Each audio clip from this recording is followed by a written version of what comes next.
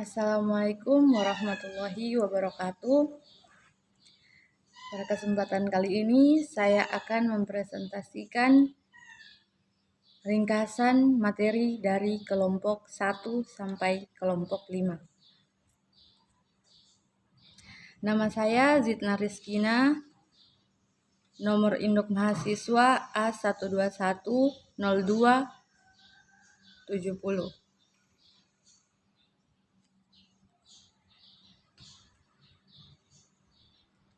Saya akan membahas 5 materi.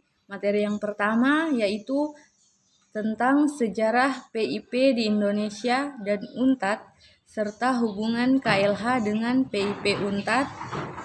Materi kedua, konsep lingkungan hidup, ekologi sebagai dasar ilmu lingkungan.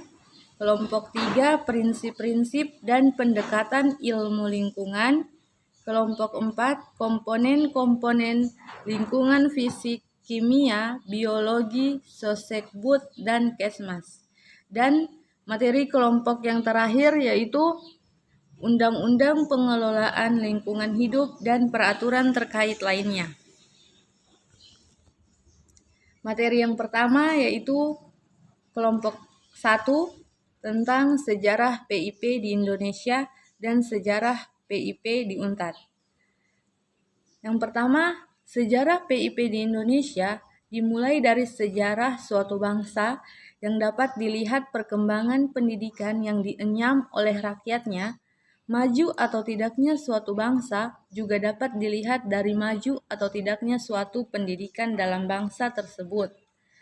PIP UNTAD dicetuskan sejak tahun 1982 dan dibahas melalui serangkaian seminar dan lokal, akan tetapi proses implementasinya masih terbatas pada bidang pendidikan.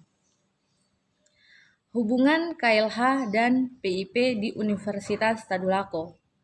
Hubungan KLH dan PIP di UNTAD yaitu di mana lingkungan hidup dijadikan sebagai kesatuan ruang dan semua benda serta perilaku yang mempengaruhi kelangsungan perkehidupan serta kesejahteraan.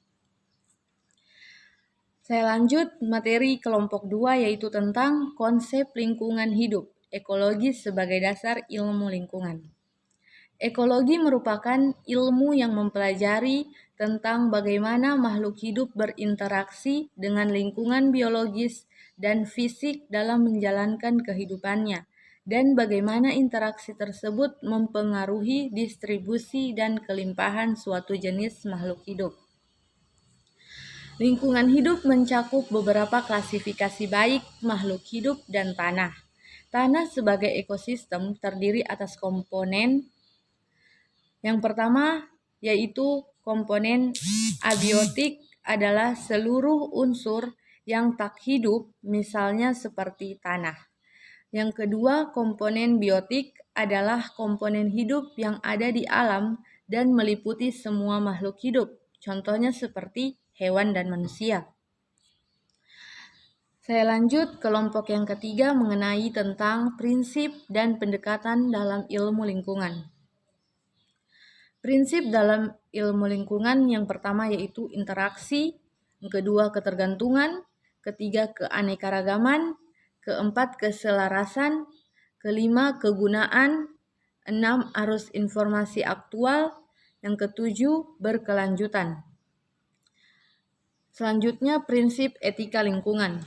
Yang pertama yaitu respect of nature, kedua moral responsibility for nature, ketiga cosmic solidarity, 4 caring for nature, yang kelima no harm, keenam prinsip hidup sederhana dan selaras dengan alam, yang ketujuh yaitu prinsip keadilan, dan yang terakhir yaitu prinsip demokrasi. Saya lanjut materi kelompok 4 yaitu komponen lingkungan hidup fisik, kimia, biologi, sosial, seni, dan kebudayaan.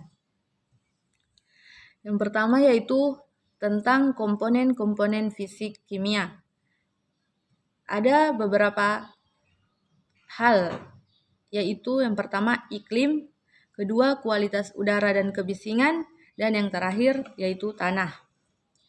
Selanjutnya, komponen biologi, yaitu produsen, konsumen, dan dekomposer.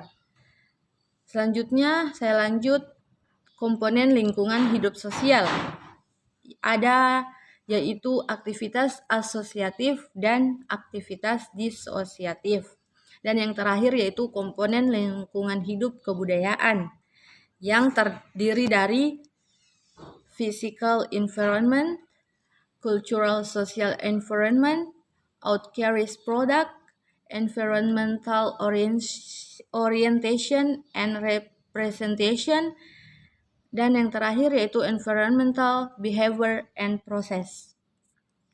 Saya lanjut kelompok yang terakhir, yaitu tentang Undang-Undang Pengelolaan Lingkungan Hidup dan peraturan terkait lainnya. Pengaturan tata kelola lingkungan hidup. Dalam UU PLH atau Undang-Undang Perlindungan dan Pengelolaan Lingkungan Hidup yang menyebutkan bahwa pengelolaan lingkungan hidup yang diselenggarakan dengan asas kelestarian dan keberlanjutan, asas keserasian dan keseimbangan, keterpaduan, manfaat, kehati-hatian, keadilan, ekoregion, keanekaragaman hayati, pencemar membayar, partisipatif, kearifan lokal, tata kelola, pemerintah yang baik, dan otonomi daerah. Pasal 33 ayat 3 Undang-Undang Dasar 1945, bumi dan air dan kekayaan alam yang terkandung di dalamnya dikuasai oleh negara dan dipergunakan untuk sebesar-besarnya kemakmuran rakyat. Undang-Undang Dasar 1945 sebagai landasan konstitusional mewajibkan akan sumber daya alam dipergunakan untuk sebesar-besarnya kemakmuran rakyat. Kemakmuran rakyat tersebut haruslah dapat dinikmati generasi masa kini dan masa depan secara berkelanjutan. Itulah hasil ringkasan kelompok 1 sampai dengan kelompok 5. Sekian dan terima kasih. Wassalamualaikum warahmatullahi wabarakatuh.